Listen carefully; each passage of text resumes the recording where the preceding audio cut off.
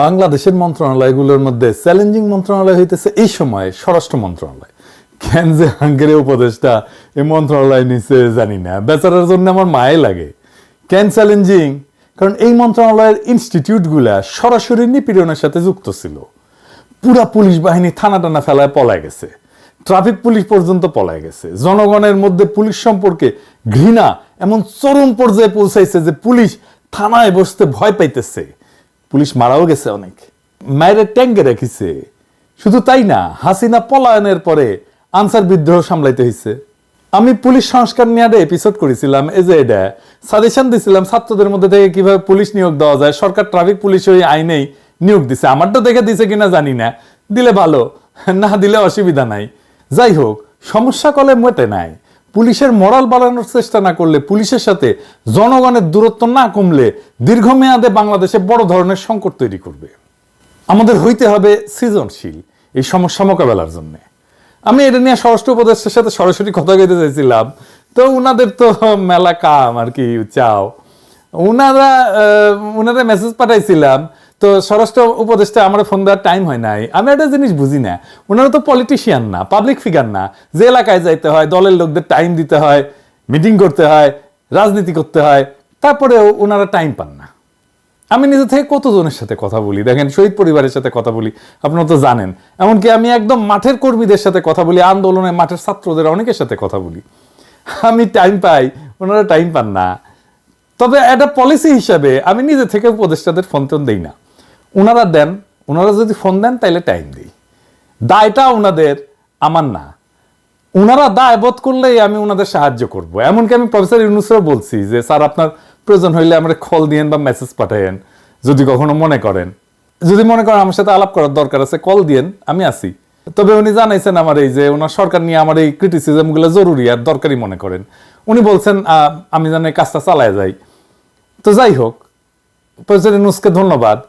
আপনাদেরও জানা থাকলো যে ওনার সাথে আমার যোগাযোগটা আছে আর কি।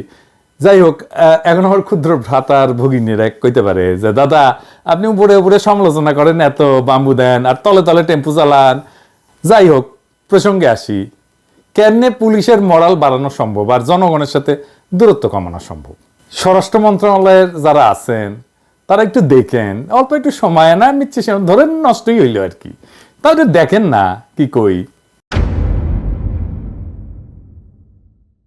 এই পরিকল্পনা যদি গ্রহণ করেন, তাহলে এই পরিকল্পনা গ্রহণ করলে এটা ইউনিক মডেল হবে সারা দুনিয়ার জন্য। দুনিয়ার কোথাও এই মডেল বা পরিকল্পনা কখনো বাস্তবায়িত হয়নি। এই পরিকল্পনা বাস্তবায়িত হইলে শুধু পুলিশের মরাল বাড়ার কাজটাই হবে না, মুক্তে আর একটা সমস্যার সমাধান হয়ে যাবে। তো এই কথাটা কওয়ার সময় আমি আমার প্রফেশনাল পেশাদার জীবনের, প্রফেশনাল ক্যারিয়ারের একটা বেদনার কথা বলি আর কি, আমার ক্ষুদ্র ভ্রাতার ভগ্নীদের জন্য। আপনারা হয়তো সৃজনশীল কোনো সমাধান দিলে ইনকা একটা প্রবলেমে পড়তে পারেন। আমি যতগুলো ইউনিক সলিউশন দিছি আমার পেশাগত জীবনে, বেশিরভাগ ক্ষেত্রে উত্তর আসিছে আমার বসদের কাছ থেকে যে এটা কেন আর কেউ আগে করে নাই। তো বিজনেস ওয়ার্ল্ডেও গেলে ভালচুন কম নাই, বুঝছাও। তো যাই হোক, আসেন পরিকল্পনায়। আমাদের 639টা থানা আছে পুলিশের। এছাড়া বাংলাদেশের দাঙ্গা মোকাবেলার জন্য এই যে বিশেষায়িত পুলিশ ইউনিট আছে, যার নাম হচ্ছে আর্মড পুলিশ ব্যাটালিয়ন বা এপিবিএন। এপিবিএন এর অধীনে 14টা ব্যাটালিয়ন আছে, মোট 64টা পুলিশ লাইন আছে। এছাড়া মেট্রোপলিটন এলাকাগুলোর জন্য আলাদা পুলিশ লাইন আছে। এছাড়া হাইওয়ে পুলিশ আছে, ইন্ডাস্ট্রিয়াল পুলিশ আছে, রেল পুলিশ আছে। ফাইনালি সারদায় পুলিশ একাডেমি আছে। এছাড়া দেশের বিভিন্ন স্থানে আঞ্চলিক পুলিশ প্রশিক্ষণ কেন্দ্র আছে। তো সারদা পুলিশ একাডেমি নিয়ে আমার একটা বিষয় ছিল, আমার ভিডিও যারা হাসিনার আমলে দেখেছেন তারা জানেন, আর কইলাম না। তো এডিটর সাহেব না ঘোড়ার আওয়াজ দেন না, বুঝছাও। এটা এখন আমার যারা পুরানা দর্শক তারা জানে এটা কি। প্রফেসর ইউনূসের উপদেষ্টা মন্ডলী শুনে রাখেন, হাসিনার মন্ত্রীদের কলে ওই সারদা একাডেমির ঘোড়ার থেরাপি দিতাম নিয়মিত। এডিটর সাহেব আর এবার সাউন্ড দেন, আপনাদের যেন দিতে না হয়। আমি কালে থেরাপি দিতে দ্বিধা করবো না, বুঝাও। শুনে নিয়েন এই থেরাপিটা কি জিনিস।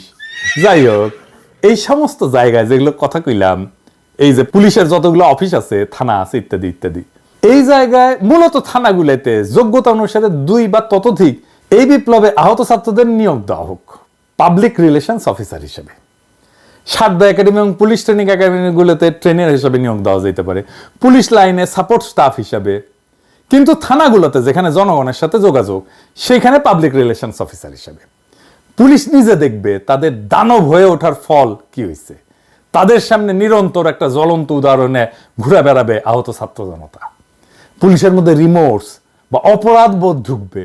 তারা এরপরে নির্মমতা করতে গেলে ওই আহতদের ছবি তাদের চোখের সামনে ভেসে উঠবে। আবার উল্টা দিকে দেখেন, একজন সাধারণ মানুষ যখন থানায় সেবার জন্য আসবে, সে দেখবে এই বিপ্লবে আহত ছেলেদের কাজ করতে, সেবা দিতে। স্বাভাবিকভাবেই জনতার হৃদয় আর্দ্র হবে, পুলিশের প্রতি তার কঠোর মনোভাব পরিবর্তিত হবে এবং জানবে আহত ছাত্র একজন পুলিশ। পুলিশের জনবিচ্ছিন্নতা কাটবে। এই আহত ছাত্ররা বিশেষ পোশাক আর টুপি পরতে পারে, যেমন লাল টুপি পরতে পারে। এই ব্রিগেডের একটা আলাদা নাম দেওয়া যেতে পারে, যেমন ধরেন জুলাই ব্রিগেড। ভেবে দেখেন, দাঙ্গা পুলিশের অপারেশন হয়ে যাচ্ছে কোথাও, আর দাঙ্গা থামাইতে সামনে ক্র্যাশে ভর দেওয়া 10-12 জন জুলাই ব্রিগেডের সদস্য আহত ছাত্র জনতা। ওইখানে পুলিশের কোনো অ্যাকশনে যাইতে হবে না।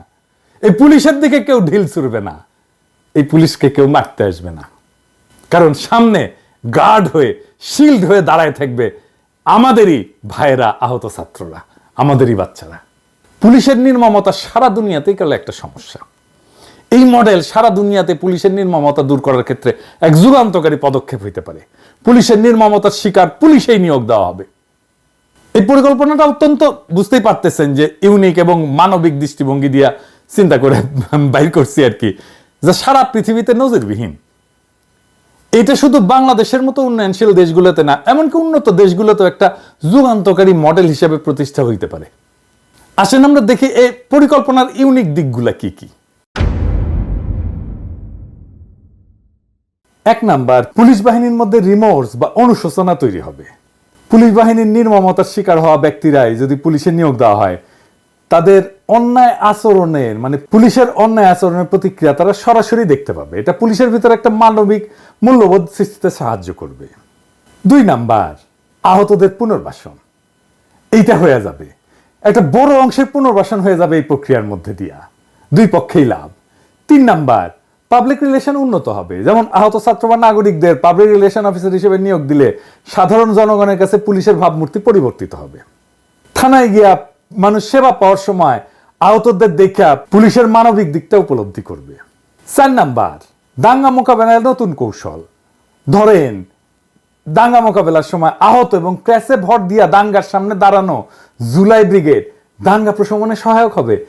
এরা তো সাহসী ছেলে, এরা তো দাঙ্গার সামনে দাঁড়াইতে ভয় পাবে না, ওইখানে যেই তো তারা আহত হয়েছে। এবং তাদেরকে যখন সামনে দেখবে, তখন এই পুলিশের উপরে থেকে ঢিল ছুড়বে না। এই কৌশলে পুলিশকে সহিংসতা ছাড়া পরিস্থিতি নিয়ন্ত্রণে সাহায্য করতে পারে। 5 নাম্বার, বিশ্বব্যাপী পুলিশের নির্মমতা সমস্যার সমাধানের মডেল হিসাবে এটা দাঁড়ায় যেতে পারে। আমেরিকা, ইউরোপ, এমনকি অন্যান্য দেশে পুলিশের নির্মমতা একটা বড় সমস্যা। এই মডেল সেইখানে গ্রহণযোগ্য হইতে পারে। রেস্টোরেটিভ জাস্টিস প্রোগ্রাম বলে একটা মডেল আছে, যাতে নির্যাতিতদের সাথে অপরাধীদের সামনাসামনি বসানো হয়, যাতে অপরাধীরা তাদের কর্মের প্রভাব বুঝতে পারে। কিন্তু আমি যে প্রোগ্রামের পরিকল্পনা দিলাম আর কি এতক্ষণ ধরে, এটা কিন্তু রেস্টোরেটিভ জাস্টিস প্রোগ্রামের মতো না। আমি বলতেছি সরাসরি পুলিশ বাহিনীতে আহতদের নিয়োগ দিতে হবে। এই পরিকল্পনা প্রভাব কি পড়তে পারে? 1 নম্বর প্রভাব, পুলিশের আত্মসমালোচনা এবং অনুশোচনার সুযোগ তৈরি করবে। এটা তো তৈরি হয় নাই, এটা আমাদের তৈরি করে দিতে হবে। আহতদের চোখের সামনে দেখতে দেখতে পুলিশ নিজেরাই সংযম এবং মানবিক আচরণ করতে শিখবে। এটা কাউকে আর শিখাই দিতে হবে না, আমরা তার স্পেস তৈরি করে দিলাম। 2 নাম্বার, সামাজিক মেলবন্ধন এবং বিশ্বাস তৈরি করবে। আহত ব্যক্তিরা সেবা প্রদান করলে সাধারণ মানুষের মধ্যে পুলিশের প্রতি যে বিদ্বেষ, সেটা কমে আসবে। 3 নাম্বার, আইন শৃঙ্খলা পরিস্থিতির উন্নয়ন হবে। সহিংসতার পরিবর্তে পুলিশ সমস্যা সমাধানের জন্য মানবিক এবং কৌশলী পদ্ধতি অবলম্বন করতে পারবে। তবে এই প্রোগ্রামের কিছু চ্যালেঞ্জ তো আছেই, সব প্রোগ্রামেরই চ্যালেঞ্জ থাকে, দুর্বল কিছু দিক থাকে, সেটাও বলে রাখি।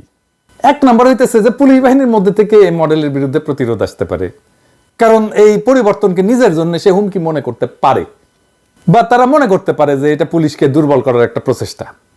2 নাম্বার, আহতদের জন্য একটা আলাদা মানসিক চাপ তৈরি হইলেও হইতে পারে।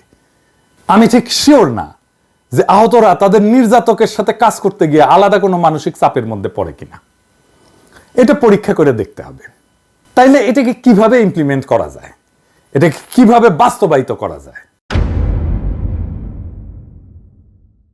আমি যদি এটা ইমপ্লিমেন্ট করতাম তাহলে আমি পাইলট প্রজেক্ট করতাম, মানে শুরুতে কয়েকটা থানায়, ধরা যাক 10টা থানায় বা বিশেষ ইউনিটে এই মডেল চালু করতাম, ফলাফল মূল্যায়ন করে পরবর্তীতে এটা বিস্তৃত করতে পারতাম। এবং এই 10টা থানায় নিজেদের মধ্যে একটা প্রতিযোগিতা হইতো যে কে ভালো রেজাল্ট দেখাইতে পারে। দেখতেন এটার মধ্যে 2টা খুবই ভালো করছে, 2টা খুবই খারাপ করছে, আর বাকিগুলো মাঝারি।